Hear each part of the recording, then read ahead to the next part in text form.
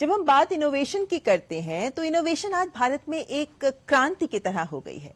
यानी स्कूल से लेकर उच्च शिक्षा संस्थानों तक इनोवेशन को आगे बढ़ावा दिया जा रहा है। लेकिन अब भारत पहली बार एक बड़ा कदम उठाने जा रहा है जब भारत इनोवेट 2026 ये आयोजन फ्रांस के शहर नीस में किया जा रहा है। यानी भारत के स्टार्टअप्स को वैश्विक मंच दिया जा रहा है। लेकिन ऐसे मंच में जो स्टार्टअप्स जा रहे हैं वो हमारे ही देश के उच्च शिक्षण संस्थानों से ही जुड़े हुए हैं। यानी शिक्षा के माध्यम से इनोवेशन को हम अंतर्राष्ट्रीय मंच दे रहे हैं। तो इसके मायने क्या हैं? बात करने के लिए हमारे साथ जुड़े हैं उच्च शिक्षा सचिव डॉक्टर विनीत जोशी। डॉक्टर जोशी, बहुत बहुत स्वागत। धन्यवाद। डॉक्टर जोशी, ये हम मान के चल रहे हैं कि एक ऐतिहासिक पहल है। मतलब हमारे हायर एजुकेशन इंस्टीट्यूशंस जिस इनोवेशन को काम करते आ रहे हैं, अब हम उनको एक मंच दे रहे हैं, वो भी देश के बाहर। किस तरह का मायने और महत्व रखता है ये भारत इनोवेट हमारे हायर एजुकेशन के लिए? जी, बहुत महत्वपूर्ण कदम है जो कि भारत सरकार ने लिया है माननीय प्रधानमंत्री जी की प्रेरणा से। और जैसा हम सब जानते हैं कि जब ये नई राष्ट्रीय शिक्षा नीति आई 2020 की, तो उसमें इनोवेशन, एंटरप्रेन्योरशिप ये एक बहुत मेजर उसके आयाम थे। इसको कैसे आगे बढ़ाया जाए ये भी उसमें लिखा गया था कि अब एकेडमिक इंस्टीट्यूशंस, गवर्नमेंट और इंडस्ट्री ये साथ साथ आएंगे।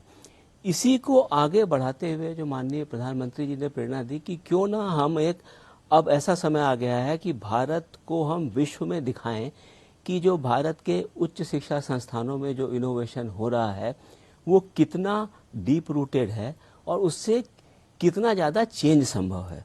Change in terms of affecting the number of people, large number of people who can be affected, और दूसरा चेंज कि it can be done in a cost effective way, and thirdly that there are many of the things which were being done in the new areas. तो इन तीनों चीज़ों को ध्यान में रखते हुए ये हुआ कि क्यों ना अब जो हमारे उच्च शिक्षण संस्थान हैं उसमें जो डीप टेक्नोलॉजीज में इनोवेशन हो रहे हैं उसको हम बाहर दिखाएं। उसके दो उससे पहलू होंगे। एक तो हम विश्व को एक हमारी जो सॉफ्ट पावर है उसको हम दिखा सकेंगे कि हमारे यहाँ अब टेक्नोलॉजी में, डीप टेक्नोलॉजी में किस तरीके की नई चीज़ें संभव हो सकती हैं। और दूसरी चीज़ कि जो हमारे स्टार्टअप्स हैं उनको चाहे वो कैपिटल इन्फ्यूजन की ज़रूरत हो, चाहे उनको मार्केट की ज़रूरत हो, चाहे उनको एकेडमिक टाइप्स की ज़रूरत हो, उसके लिए ज़्यादा अपॉर्चुनिटीज़ कैसे मिल सके, तो ये इन दो चीज़ों को एड्रेस करने वाला है। वैसे हम जानते हैं कि प्रधानमंत्री जी हमेशा कहते हैं लैब टू मार्केट, इस कॉन्सेप्ट पर बहुत जोर दिया जा रहा है और अब इस पर काम किया जा रहा है। लेकिन ये पहली बार होगा कि हमारे 15 से ज्यादा एजुकेशनल इंस्टीट्यूशंस, मतलब उच्च शिक्षण संस्थान हैं जिन्हें भारत सरकार की ओर से मंच दिया जा रहा है। जब हम अन्य देशों के भी हायर एजुकेशन को देखते हैं तो हम पाते हैं कि यहाँ इनोवेशन, एंटरप्रेन्योरशिप ये शब्द बहुत महत्व रखते हैं। तो ये भारत इनोवेट कैसे हमारे हायर एजुकेशन के जितने संस्थान हैं उन्हें भी एक पुश देगा इनोवेशन के माध्यम से? जी देखिए, जो मैंने अभी पहले कहा कि भारतीय हमारी जो राष्ट्रीय शिक्षा नीति है उसने बोला कि इनोवेशन को एक पुश दिया जाए। इसके तहत कई काम हुए। अगर स्कूली शिक्षा में बोले तो अटल टिंकरिंग लैब्स का एस्टेब्लिशमेंट हुआ। इस तरीके से हायर एजुकेशन में बात बोले तो आइडिया लैब्स हमारे यहाँ पे आई। उसके अलावा अगर पूरे इकोसिस्टम की बात करें शिक्षा के मंत्रालय के बाहर, तो आरडीआई की स्कीम एक गवर्नमेंट ऑफ इंडिया लेके आई, स्टार्टअप इंडिया आया, स्टैंड अप इंडिया आया, तो एक तरीके का माहौल बनने लगा। अब इसमें अगर आप देखेंगे कि ज़्यादा से ज़्यादा जो स्टार्टअप्स हैं वो कहीं ना कहीं उच्चतर शिक्षा संस्थानों से जुड़े हुए थे। और ये शिक्षण संस्थान में पढ़ाई के अलावा जो इंडस्ट्रियल पार्क्स थे, जो रिसर्च पार्क्स थे, इन लोगों ने कंट्रीब्यूट किया कि कैसे जो लैब टू मार्केट की जो प्रधानमंत्री जी की सोच है उसको आगे कैसे बढ़ाया जा सके। और यहाँ पे ये कनेक्ट मिला। तो इसको देख करके सोचा गया कि अगर एक ऐसा मंच लोगों को दिया जाए जहाँ पे एक व्यवस्थित तरीके से, आपको इसके बारे में पता होगा, जब हम लोगों ने भारत इनोवेट्स की प्लानिंग करी तो ये था कि शुरू में हम पूरे के पूरे देश से जो स्टार्टअप्स हैं अलग अलग शैक्षणिक संस्थानों में उनसे उनको बुलाएं और एक उनकी प्रतियोगिता से कराएं। तो हमने प्रतियोगिता करी, करीब 1200 से ज़्यादा इसमें लोगों ने पार्टिसिपेट किया और ये करीब करीब प्रक्रिया हमारी 6 महीने तक चली। और पहले 1200 थे, 1200 से फिर हम 900 पे आए, 900 से फिर 300 पे आए और 300 से फाइनली हमने 120 के करीब स्टार्टअप्स को सेलेक्ट किया।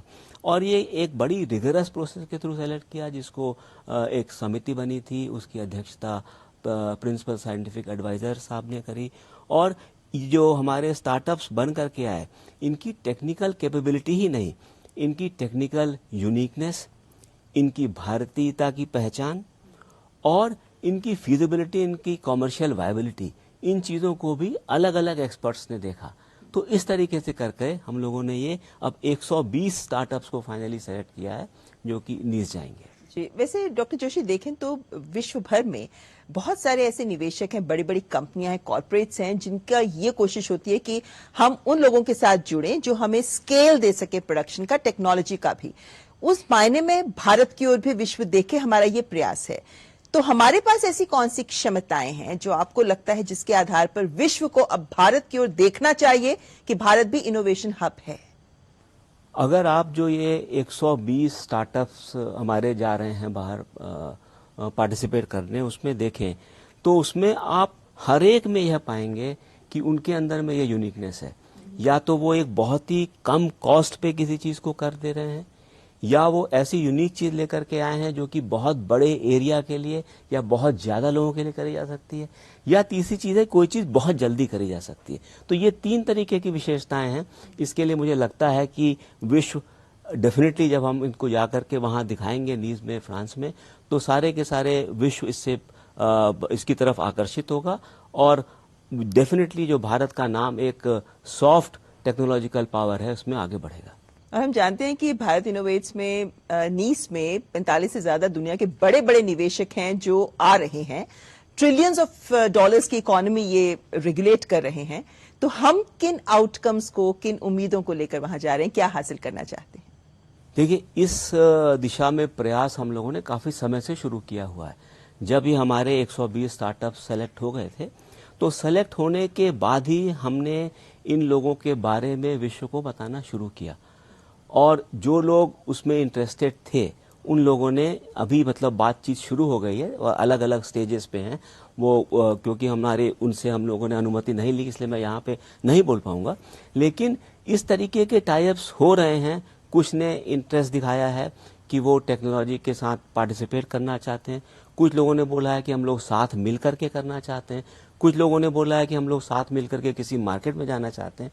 तो इस तरीके के टाइप्स आपको दिखाई देंगे जो कि नीस में होंगे। जी, और सबको उम्मीद है कि बड़े रिजल्ट सामने आए, क्योंकि ये पहल है, अभी ये पहला कदम है हमारा, लेकिन हम छलांग लंबी लगाने को तैयार हैं। लेकिन हमारे शिक्षण संस्थानों के लिए क्या कुछ बदलेगा भारत इनोवेट की सफलता के बाद? क्योंकि अभी जितने हम लिस्ट देख रहे हैं उसमें जितने स्टार्टअप्स हैं वो हमारे आईआईटीज या आईएससी के साथ जुड़े हुए हैं या अन्य शिक्षण संस्थानों के साथ जिनका नाम है।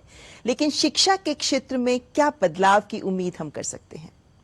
फिर मैं आपको इस राष्ट्रीय शिक्षा नीति को लेके जाना चाहूँगा, जहाँ पे एक बहुत बड़ा फोकस दिया गया है कि अब हम इस तरीके के छात्रों को कॉलेजेस से निकालें जो कि नौकरी करने वाले ही ना हो, बल्कि उसमें से कई लोग नौकरी देने वाले हों, जो कि एंटरप्रेन्योर हों। और ये एक माइंडसेट का चेंज हमको दिखने में मिल रहा है। तो इस दिशा में ये भारत इनोवेट स्पेशली इसको करने का तरीका, क्योंकि हमने इसको ऐसे नहीं किया कि तुरंत सेलेक्ट कर लिया, हमने एक बड़ी प्रक्रिया करी, बहुत लोगों का पार्टिसिपेशन किया। इसमें हम लोगों ने स्कूलों को जाकर के भी बताया कि इस तरीके की चीज़ होती है। आइडिया ये है कि बच्चों को एक नवाचार में इंटरेस्ट पैदा हो और उनको लगे कि अगर वो इनोवेशन करते हैं, नवाचार करते हैं, तो उनके लिए भी ये राष्ट्र, इस हमारे देश के अंदर में बहुत बड़ी ज़रूरत है और बहुत बड़ा मार्केट है और देश के डेवलपमेंट में वो बहुत बड़ा रोल प्ले कर सकते हैं। इसी तरीके का हम लोगों ने seminar, webinars higher education institutions के साथ में भी किया है, यह मैसेज देने के लिए कि नवाचार अगले आने वाले समय में विकसित भारत 2047 तक हमने जो करने का प्रण लिया है, उस दिशा में प्रयास करने के लिए नवाचार एक बहुत बड़ा रास्ता होने वाला है। और इस तरीके के चेंजेस हमारे इस सक्सेसफुल ऑर्गेनाइजेशन के बाद में और बढ़ेंगे। मैं आपको ये भी बताना चाहूँगा कि जो भारत इनोवेट्स 2026 हो रहा है, ये एक वन ऑफ इवेंट नहीं होने वाला है। इसमें जो अभी हमको, या जैसे हमने प्रोसेस किए, इसमें जो हमको लर्निंग्स हुई, उन लर्निंग्स का यूज़ और जो हमारे वहाँ पे स्टार्टअप्स होकर के आएंगे उनके एक्सपीरियंस का यूज करके इसको हम आगे बढ़ाएंगे और भारत इनोवेट्स साल दर साल होता रहेगा। क्या स्वरूप होगा यह बाद में पता चलेगा, लेकिन ये एक वन ऑफ इवेंट ना होकर के एक कंटिन्यूअस प्रोसेस की तरह आगे चलेगा। अंत में हमारे देश में 2.25 लाख से ज्यादा स्टार्टअप्स हैं, उनके लिए आपका कोई मैसेज?